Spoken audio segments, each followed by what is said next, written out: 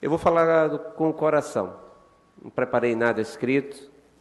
Vou falar de alguém que, já que estamos falando de alguém que está recebendo uma homenagem pelos seus 45 anos de vida pública, de alguém que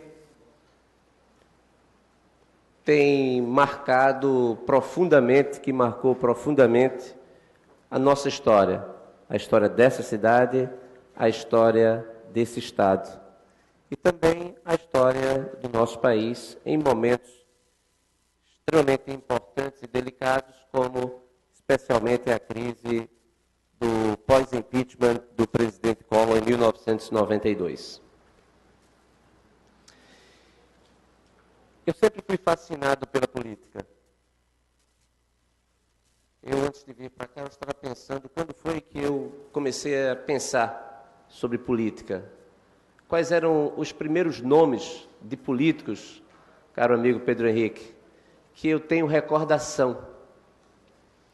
E eu recordo que certa vez na minha casa chegou o meu pai com um carro cheio de adesivos, onde ele fazia ali a campanha, deputado Antônio Moraes, do seu irmão Edmir Regis, que era candidato a deputado estadual.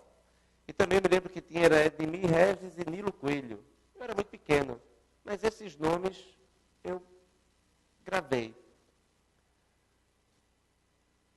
Em sequência, eu recordo que no colégio, eu estudava no Colégio Nóbrega, certa vez as crianças foram para a quadra do ginásio, para fomos receber o então governador de Pernambuco, Marco Maciel, que faz falta nessa solenidade, a quem eu peço um aplauso pela sua trajetória de vida. E o seu vice-governador, Roberto Magalhães. Vossa Excelência estava lá no Colégio Nóbrega, onde também foi ex-aluno, aqui bem pertinho, aqui na Oliveira. E o vice-governador visitando o colégio. Mais adiante eu recordo que naquela época, nas eleições, o Diário de Pernambuco, que nós recebíamos, na época das eleições, governador João Lira, eu acompanhava o dia a dia da eleição para saber quem estava na frente, porque não é como hoje que a gente é votado, Fred, e em poucas horas o drama acaba, não é isso? Porque a gente já sabe qual é o resultado. Ali eram vários dias da gente abrindo o jornal para saber quem seria o eleito. Deve ter sido algo de um momento de muita tensão para quem disputava a eleição naquele momento. Recordo, portanto, que, em sequência, lembro muito bem do nome do nosso ex-prefeito Gustavo Krause, pela forma como ele chega à prefeitura, as reformas que ele se propõe a fazer. E, em sequência, eu escuto pela primeira vez o nome do governador Joaquim Francisco. E este nome, para mim, eu passei a acompanhar com muita atenção, porque aí já não mais como criança, aí já estou falando da primeira vez, da primeira oportunidade que eu tive que votar, e votar para o cargo de constituinte, aqueles que iriam fazer a Constituição. E nessa oportunidade, votei em Joaquim Francisco, entrei na universidade, e aí tem uma coisa curiosa também, porque eu tive o privilégio de passar uma temporada, antes de entrar na universidade, na Alemanha.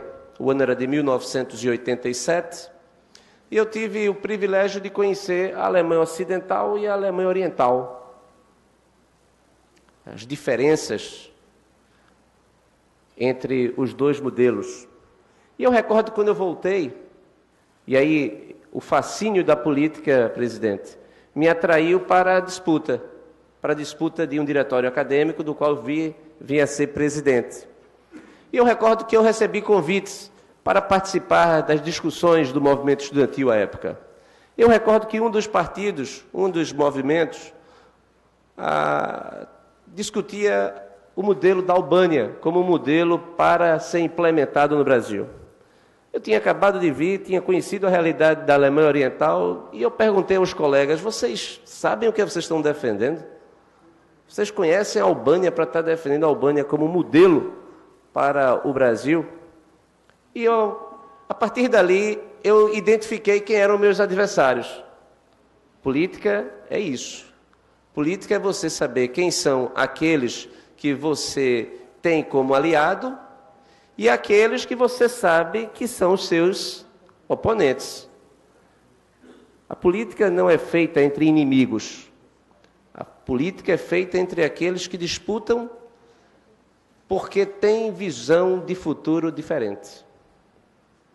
Se essa crise que nós estamos vivendo hoje, ela chegou na forte intensidade, é porque nós perdemos o espaço da política no passado.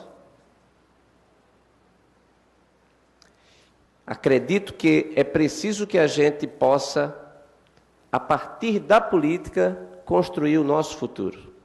E foi a partir daí, da necessidade de me associar àquelas pessoas que pensam como eu penso, que a cada dia eu me aproximei do governador Joaquim Francisco, não que ele soubesse, porque eu me aproximei porque eu espontaneamente fazia suas campanhas para prefeito, para governador, colocava no carro o seu adesivo, saíamos da faculdade e íamos para o enfrentamento, como ele gosta de chamar, o confronto dialético, a resistência dialética. E nós íamos com muito prazer.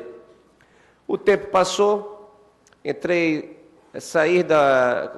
concluí a graduação, a política ainda fazendo parte da minha vida, mas de uma outra dimensão, porque eu resolvi estudar a política como uma categoria de estudo e não entrar para a política propriamente dita. Vou fazer os estudos de política em Nova York, e quando eu volto, eu recebo um convite para conversar com o governador Joaquim Francisco, um convite esse feito através do meu primo Flávio, que também é ex-vereador aqui, Flávio Regis. Conversamos, e quando eu cheguei em casa, que estava conversando com Luciana, disse, a conversa foi muito boa, gostei bastante. Poxa, como é legal conversar com ele. E ela disse, ele gostou? Eu disse, eu acho que ele gostou. Mas ele gostou porque eu acredito que ele gosta dele mesmo. E ele, quando conversou comigo, ele viu que muito do que eu falo é justamente o que ele pensa. Mas ele pensa assim, na verdade, porque ele me influenciou também. Então, a afinidade, ela estava presente ante a influência que foi gerada ao longo de todo este tempo. Então, eu estou aqui, presidente, falando e representando esta casa, homenageando alguém que tem esta estatura de motivar as pessoas a entrarem na vida pública, mas entrarem na vida pública defendendo ideias, defendendo princípios, tendo a vocação e tendo o devido compromisso de servir. O compromisso de defender o bolso do contribuinte. O compromisso de defender os valores básicos da democracia. Então, por isso, essa homenagem, eu acredito que já seria devida, na medida que eu não me considero só. Eu considero que eu faço parte de uma legião de admiradores que muitos estão, portanto, aqui presentes nessa solenidade. Mas essa solenidade, ela é devida também porque nós estamos aqui homenageando um ex-prefeito por 2 ocasiões dessa cidade. E quantas vezes a gente passa pela cidade e a gente vê que as obras marcantes tiveram o seu dedo, a sua vontade, a sua determinação. Como governador, da mesma forma. Então, estamos aqui prestando homenagem a alguém que teve, na sua vida, a possibilidade de transitar em tantos cargos. Prefeito, governador, ministro, constituinte, deputado federal, secretário, e que ao longo de todo esse tempo, toda essa trajetória, com a reputação absolutamente ilibada.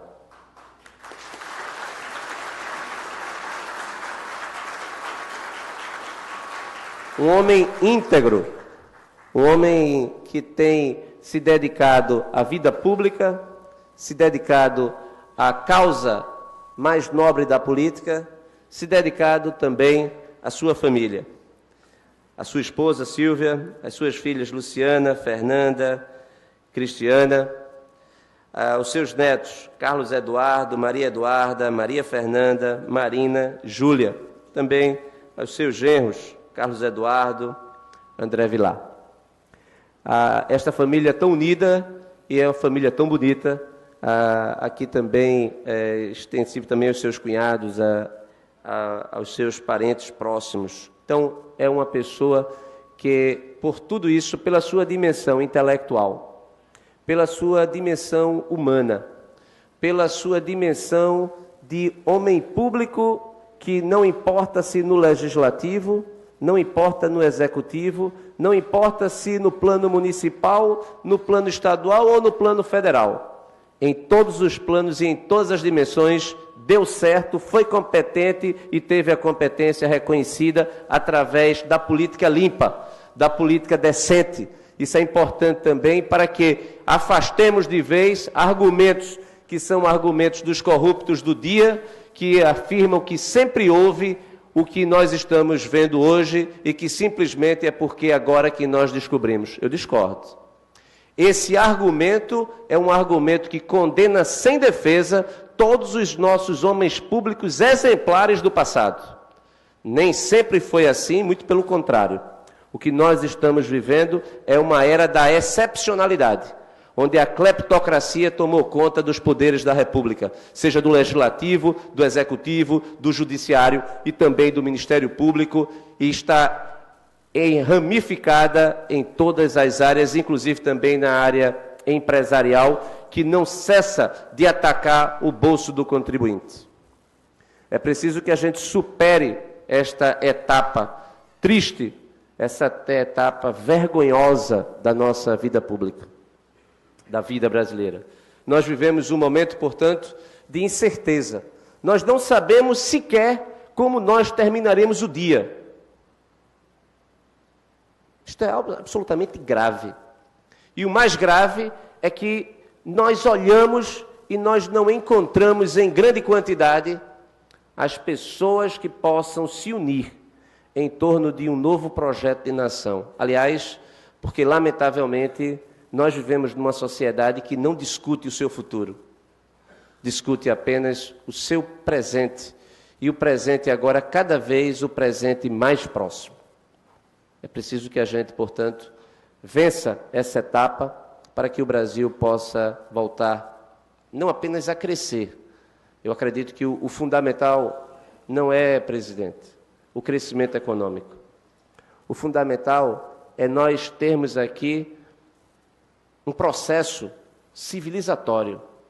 Nós precisamos transformar isso aqui num país decente e civilizado. Nós precisamos fazer com que o Brasil moderno, o Brasil da competitividade, o Brasil que acredita no trabalho e no estudo, valores sempre nutridos pelo governador Joaquim Francisco, este Brasil precisa vencer o Brasil do atraso, o Brasil que nos puxa para baixo, e este Brasil que coloca em risco a nossa viabilidade de futuro.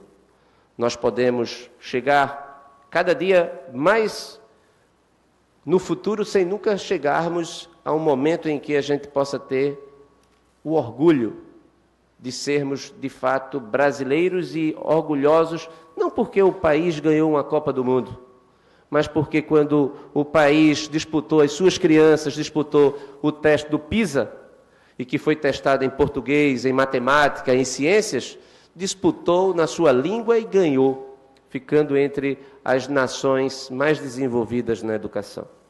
É preciso que haja, portanto, um choque de realidade, um choque de não apenas de decência, de seriedade, mas um choque de compromisso com o Brasil do futuro. E, para concluir, eu devo revelar aqui, não estou autorizado a dizer o que eu vou dizer agora, quando não é fácil identificar quantos anos são de vida pública. Qual foi a marca? Quando podemos dizer que o governador Joaquim Francisco, ele iniciou a sua vida pública? Quando secretário? Quando oficial de gabinete? Quando prefeito? Era preciso estabelecer um marco. E no estabelecimento desse marco, eu não sei por que razão caiu 45. Então, nos próximos meses, nós teremos a oportunidade de repensarmos o Brasil. E nós teremos a oportunidade, inclusive, de impulsionar para a vida pública, ou para que volte para a vida pública, as pessoas decentes, as pessoas que acreditam que esse país tem jeito, as pessoas que acreditam no trabalho, as pessoas que acreditam no estudo, as pessoas que são verdadeiramente democratas, as pessoas que acreditam e que escolheram neste país para viver o resto das suas vidas. E nesse contexto, o nome de Joaquim Francisco de Freitas Cavalcante certamente guarda a sua real importância para nos guiar, para trazer luzes, inclusive, a este momento de trevas que nós vivemos. Muito obrigado, governador Joaquim Francisco, parabéns. Essa homenagem aqui é muito pouco mesmo. Essa cidade deve muito a Vossa Excelência. Essa cidade, ela é devedora, e devedora em grande intensidade, de alguém que dedicou a sua vida, os melhores anos da sua vida, e continua dedicando, à causa maior de termos uma sociedade próspera, livre, democrática, uma sociedade, inclusive, confortável e segura, onde todos possam viver, andar e ter o prazer, a honra, o orgulho de ser recifense, ser pernambucano, ser brasileiro. Muito obrigado.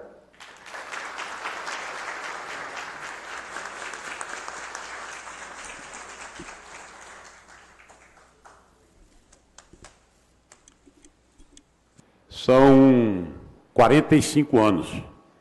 Acho até que André, não sei se foi Eduardo Marques, diminuiu um pouquinho o tempo, que são mais de 45. Eu estive fazendo as contas aqui, do governo Nilo Coelho, onde fui oficial de gabinete, passando depois pelo INCRA, o meu querido amigo, irmão, segundo pai, Moura Cavalcante, depois a Secretaria do Trabalho, mas contamos, creio aí, em torno da Secretaria do Trabalho.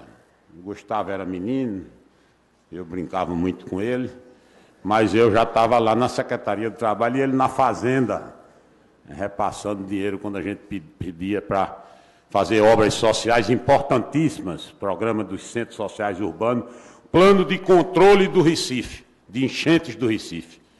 Que obra magnífica, não é, Gustavo? Naquele tempo, o Recife tinha sofrido uma série de enchentes, e chega 1975, Moura Cavalcante disse, vamos enfrentar esse problema. Juntou-se com o presidente Ernesto Geisel, que veio ao Recife, chegou aqui e disse, como é que se resolve esse problema? Que coisa antiga, que necessidade dela de que ela se atualize, né?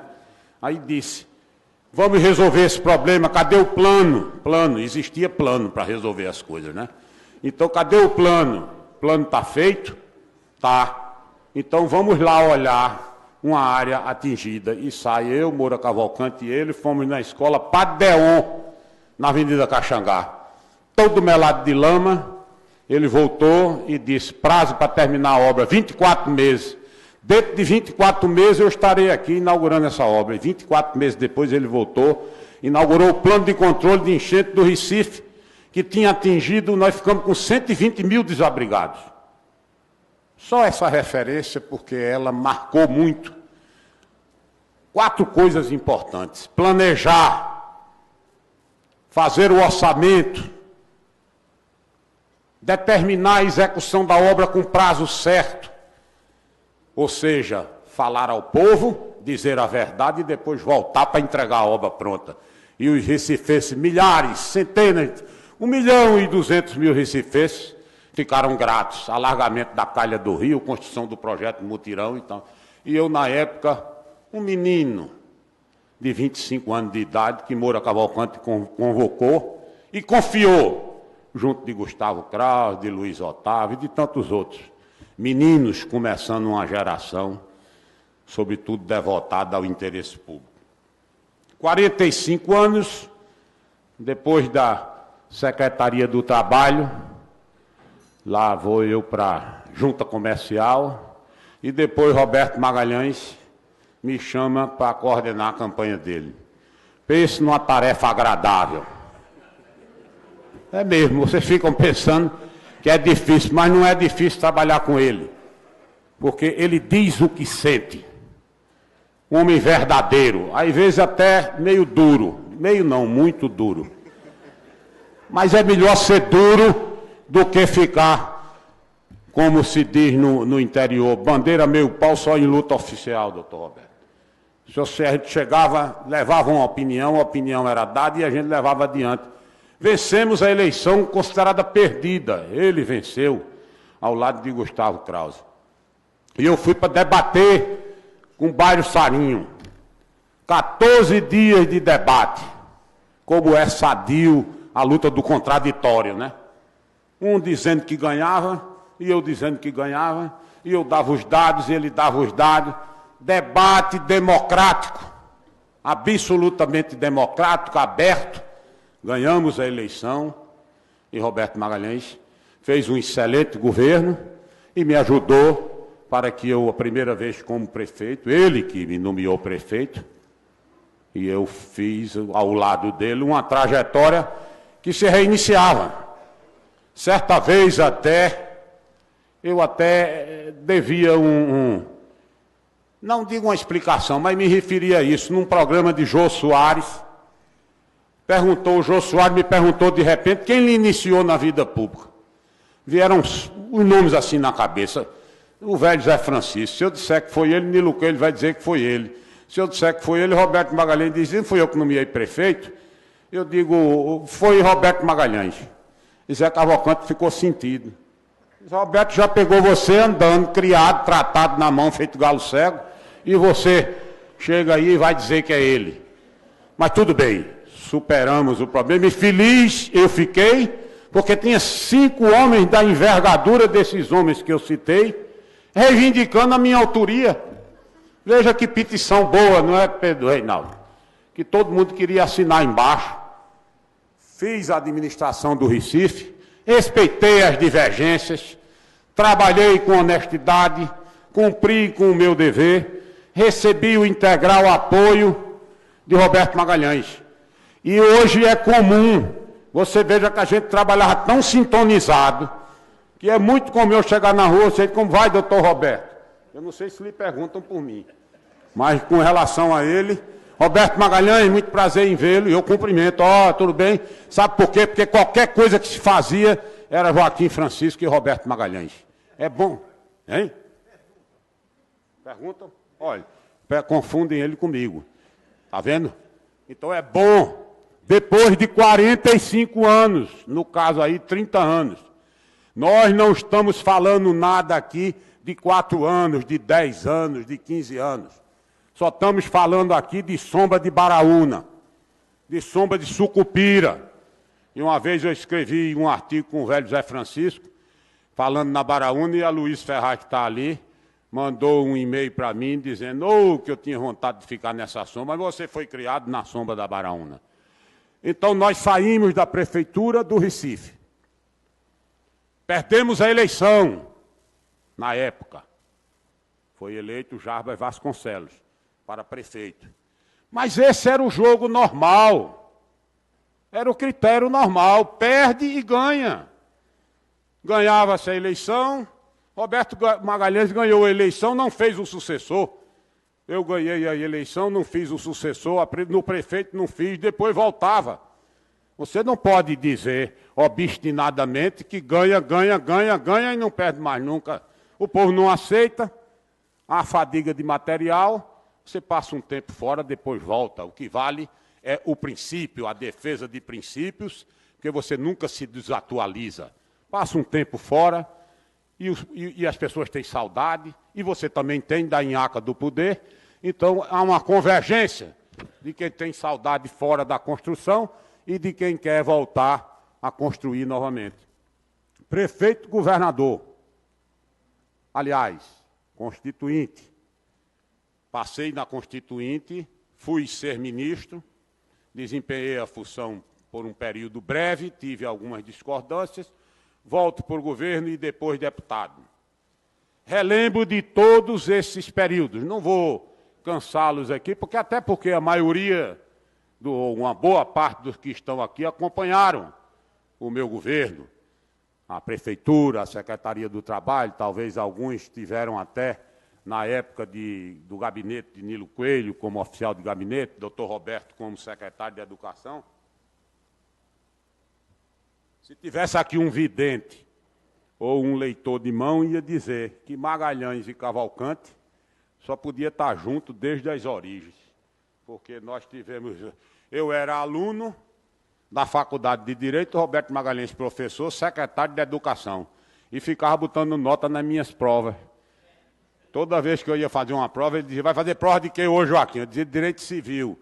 Ah, diga aí, fazia 5, 6 perguntas, vai tirar 6, vai tirar 5. Até Silvio Neves Batista ficava contrariado. Quando eu chegava lá, eu disse, eu vou tirar 7. Roberto Magalhães já me disse a nota que eu ia tirar. O senhor era professor de Direito Comercial, não chegou a ser meu professor. Mas, amigos, o prazer maior que a gente tem num momento desse, e eu me sinto muito à vontade em falar do passado. Vou falar do presente, né? Aliás, já estou falando, e vou falar do futuro, até porque o mestre Gilberto Freire distinguia esses 3 tempos. Nesse passado, o mais distante, eu já falei na sombra da Baraúna, que era o velho Zé Francisco. Foi ali onde eu bebi a essência, a sacralidade da coisa pública. Ele ia dizer a mim, meu filho, se entrar na vida pública, faça uma opção para ser classe média a vida toda. Homem público não compra nem vende. Era aquele critério, o rigor no trato da coisa pública, que ele aprendeu com Agamenon, que aprendeu nos livros de história, que aprendeu com os amigos daquela época. Eram as lições de Moura Cavalcante, lições de integridade a toda prova e em qualquer momento. E o que era bom de ver Moura Cavalcante na hora difícil, o motor V8, daquele que a gente chamava de pistão de roquete, não queimava óleo. Qualquer dificuldade que você tinha, se chegasse, ele dizia. Se você ia dar um conselho, uma sugestão, Gustavo Krause sabe bem, está dali avalizando com um sorriso. Se você chegava e dizia uma coisa, ele dizia, eu estou fazendo isso porque é necessário fazer. Depois nós conversamos. Agora você nunca deixe de vir aqui me dizer as coisas. Eu preciso que você me diga as coisas. E assim, nós fizemos política, nós administramos com estes companheiros, com os auxiliares, porque ninguém administra sozinho, companheiros aqui que ocupavam cargos no primeiro, no segundo escalão, se incorporaram, votaram, lutaram nas eleições. E a gente chega nos momentos mais atuais, momentos difíceis, momentos de reflexão. Mas quando nós pensamos que em tantas e tantas dificuldades nós conseguimos superar, eu confio que o país vai encontrar um rumo, vai encontrar uma saída para esse momento de crise que está vivendo. E esta saída tem que ser uma saída constitucional.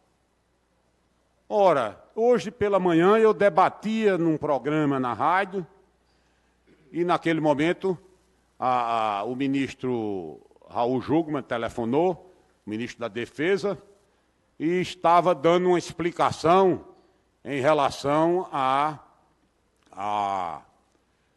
medida que foi tomada ontem pelo presidente para convocar as Forças Armadas para tomar garantir a segurança da população e do patrimônio público.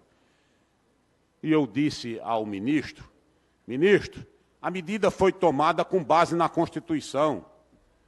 Eu conheço, através da história, outros momentos da vida constitucional do país, mas jamais um momento em que uma Constituição foi tão louvada, tão defendida, como a Constituição de 88. Por quê? O artigo 142 assegura a convocação das Forças Armadas, que foi convocada mais de 20 vezes nos últimos 10 anos, para uma série de situações constitucionalmente permitidas. Por que esse excesso de explicações? Não, porque a colocação é que a polícia e, no caso seguinte, não poderiam ficar contra os manifestantes. Não, ninguém ficou contra nenhum manifestante.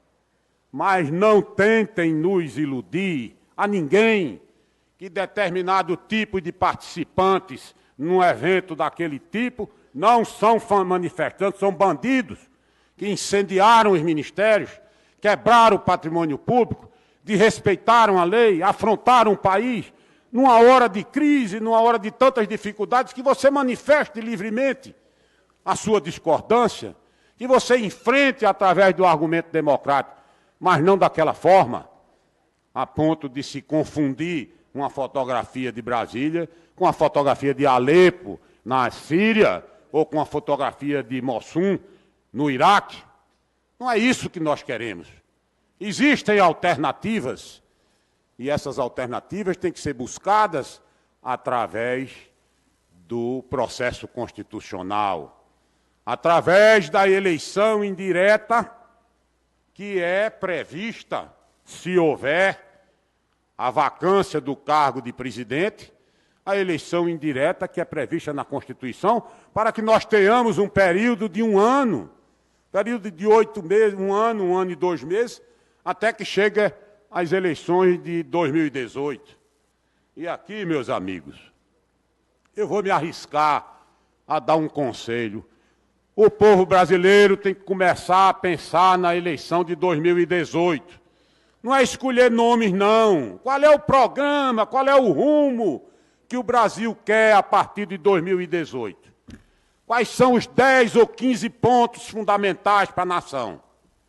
Para não assistir o que nós assistimos em muitas eleições. Os cidadãos tomam o carro, ou tomam a bicicleta, ou vai a pé, e no caminho você pergunta em quem você vai votar. Não sei ainda. Vou perguntar ali, vou saber, vou me informar, vou ver o número dele. Ora, amigos, todo o poder emana do povo e em seu nome é exercido.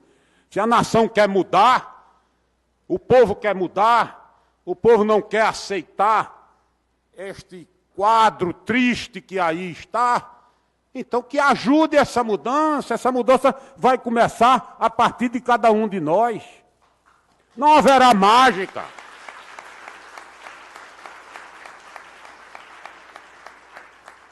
Como eu posso transformar, se o poder de eleger, escolher, se eu tenho o direito de escolher, politicamente e livremente eu tenho o direito de escolher, escolho mal.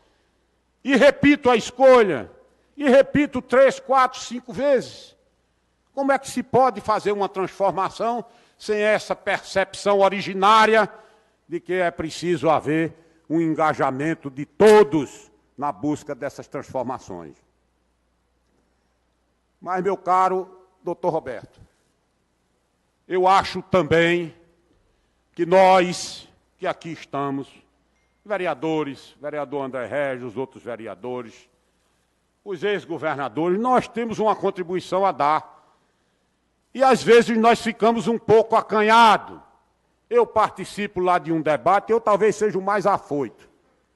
Porque eu, de vez em quando, converso com o senhor sobre os programas de rádio, e vou lá fazer comentário na CBN, vou na Rádio Folha, porque gosto de de me expressar, e acho que nós, eu, o senhor Gustavo Krause, como João Lira, como todos os ex-governadores e os vereadores, todos nós, temos que nos mobilizar em torno de um programa básico. Eu fiz um comentário na CBN na segunda-feira da semana passada. Eu ri o tempo todo, mas como eu estava alegre. Eu peguei os dados da Petrobras e a Petrobras teve um lucro no trimestre de 4 bilhões.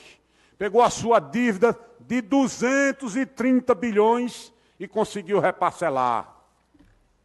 Fez a organização dos seus passivos. O preço do petróleo melhorou um pouco. Eu falei sobre isso. Aí as agências de risco deram 2 graus à Petrobras. Aí veio o agronegócio. Olha, o agronegócio vai crescer este ano 9%. Então eu somei a Petrobras com o agronegócio, dá uma perspectiva, porque os dois representam 38% da economia, 38%.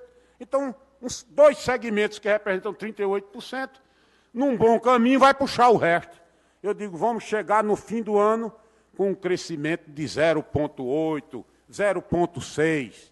Ora, quem teve menos 3,5%, puxa para 0,8%, é uma maravilha. Comentei, dei a opinião que as reformas deviam ser aprovadas, a trabalhista, a previdenciária.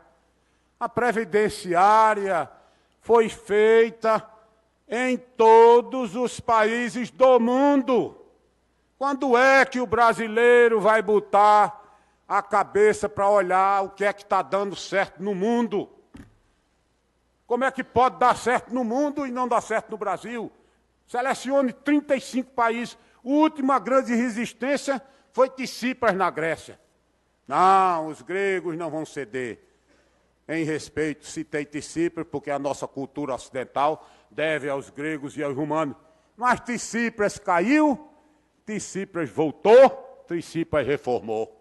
A Grécia seguiu aquilo que havia assinado com a comunidade europeia.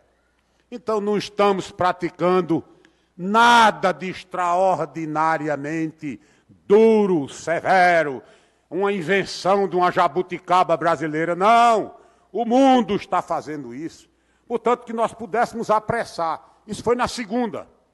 Na sexta-feira, já tinha uma confusão de linguiça, de carne, de não sei mais o que e não sei o quê. E o país parou novamente e a gente já fica discutindo se o presidente da República fica, se o presidente da República sai.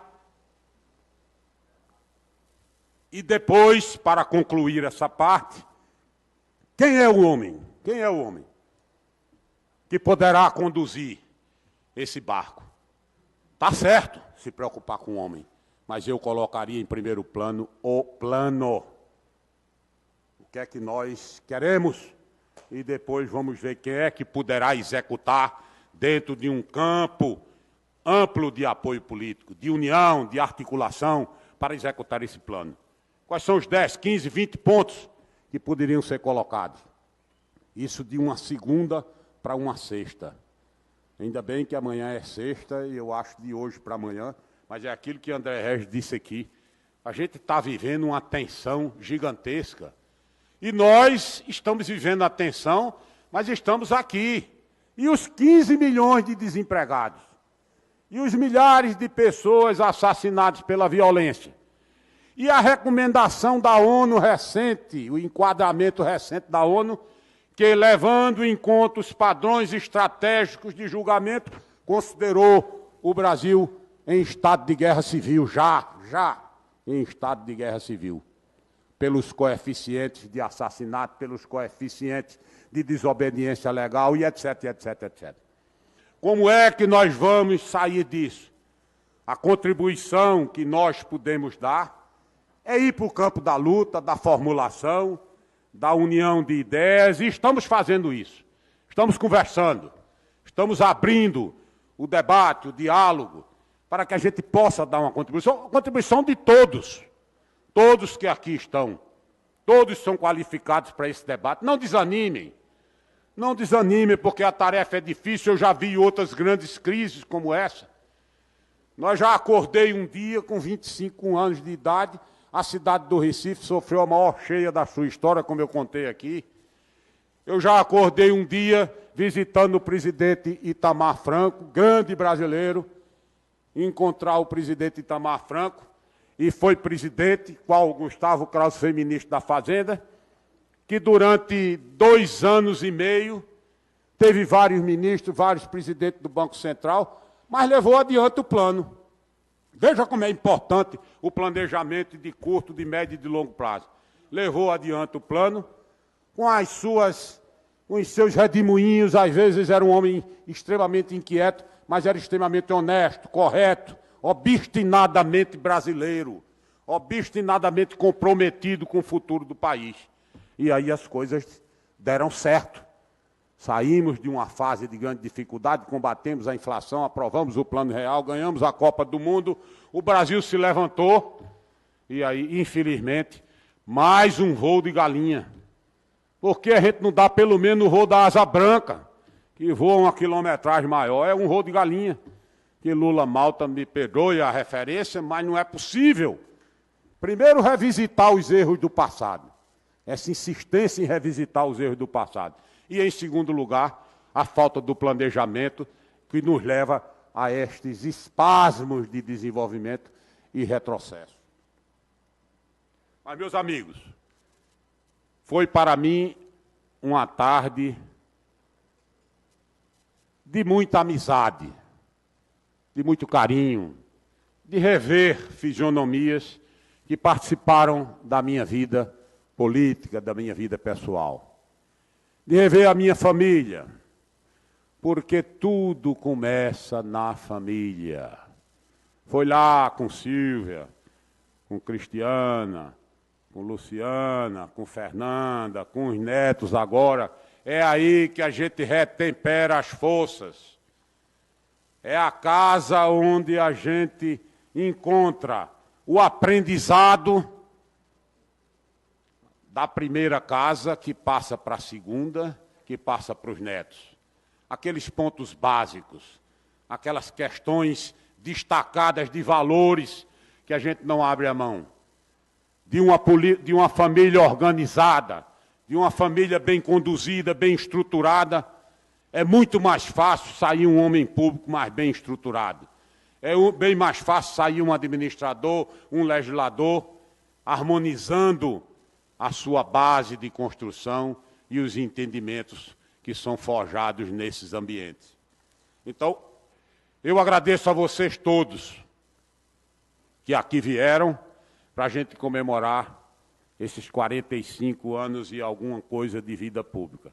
Agradeço aos ex-governadores, Roberto Magalhães, que teve uma importância magnífica na minha vida, em todos os momentos de solidariedade, de expressão de afeto, de estímulo para que eu conduzisse a minha vida. Agora estou sem mandato.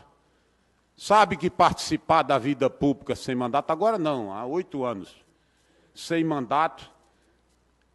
Eu, uma vez, conversei com o doutor Roberto Magalhães, onde eu sempre me aconselho, e disse a ele, às vezes o mandato é bom, porque você tem a tribuna, mas você pode contribuir permanentemente seu mandato, através do debate que eu participo, através do comparecimento das universidades, através do Instituto Teotônio Vilela, que eu estou presidindo agora, né, num trabalho que está sendo realizado lá com o presidente Antônio Moraes, com os companheiros do partido, com a participação de André Regis permanentemente. Nós já fizemos mais de 35 debates. Entendo que esse é o caminho para se trabalhar na área política, o conhecimento, o planejamento, o estudo das realidades, aquilo que está dando, o que é que está dando certo no Brasil. O Brasil tem 5.800 municípios. Onde é que está havendo uma experiência bem-sucedida? Em Sobral, no Enem, na educação? Vamos implantá-lo. em Londrina, em relação ao saneamento básico, em Caxias, em relação à preservação do meio ambiente, existem, Gustavo, locais e locais no Brasil desenvolvendo políticas. O que é preciso é regimentar os esforços para que a gente retire desses exemplos, sejam nacionais, sejam internacionais, o caminho, a rota, o roteiro e a meta para que o país vença esse momento de dificuldades. Com os meus agradecimentos aos ex-governadores, aos vereadores, aos deputados, eu renovo aqui uma manifestação de crença no Brasil. Eu nunca pensei que aos 69 anos de idade, 45 anos de vida pública, eu ainda chegasse num momento desse que o Brasil está vivendo. Eu pensei que as sementes plantadas, os gestos de brasileiros ilustres no passado e até nos tempos contemporâneos pudessem eliminar e a gente já caminhar com a maior perspectiva. Aquelas reformas que nós discutimos lá atrás, aquelas metas que nós traçamos em momentos anteriores. Agora, a minha consciência não pesa, doutor Roberto. Dei a minha contribuição em todos os momentos. Nunca me calei diante da adversidade. Enfrentei os desafios, contando com a parceria dos amigos. Fiz aquilo que era possível fazer. Lutei. Muitas vezes transigi quando foi necessário, outras não transigi. Fui em frente com certa dureza para que a gente pudesse construir. E hoje vejo que disputei muitas eleições. Perdi 2, ganhei 7. Sempre respeitando o desejo do povo. E jamais preocupado em estar só sintonizado com a opinião pública. Liga-se o radarzinho do avião e a opinião pública. Muitas vezes você tem que contrariar a opinião pública em determinado momento para que dali você possa seguir uma orientação ou possa tomar um rumo que é conveniente a partir das suas convicções e dos seus estudos. Por isso que eu saio deste momento dos 45 anos de vida pública consciente de que o acúmulo desses conhecimentos me permitiu a contribuição, permitiu olhar para todos os meus amigos e amigas que aqui estão e dizer: eu cumpri com o meu dever, mas ainda espero fazer mais pelo meu país, pelo meu estado, pela minha querida cidade do Recife. Como faria isso? Com momentos como esse que tem uma pedagogia. Toda homenagem tem uma pedagogia. Eu sei que daqui hoje todos os amigos vão sair construindo e reconstruindo-se, procurando ver até que ponto nós estamos efetivamente fazendo a reconstrução. Até que ponto tudo aquilo que André falou, que Joaquim Francisco, que vocês vão se referir, falou, que tipo de contribuição eu posso dar? Isso com certeza, sobretudo aqueles que têm função política, função na área de comunicação, na área empresarial, poderão fazer com que esta travessia encurte e a confiança sirva de argamassa para que nós vençamos esse desafio e possamos dizer que o país reencontrou o seu espaço. O Recife reencontrou o seu espaço como parte integrante do país. E Pernambuco, com o seu irredentismo, com a sua capacidade de luta, dará, sem dúvida nenhuma, uma grande contribuição nessa retomada que todos nós lutamos, queremos e vamos avançar. Muito obrigado a todos.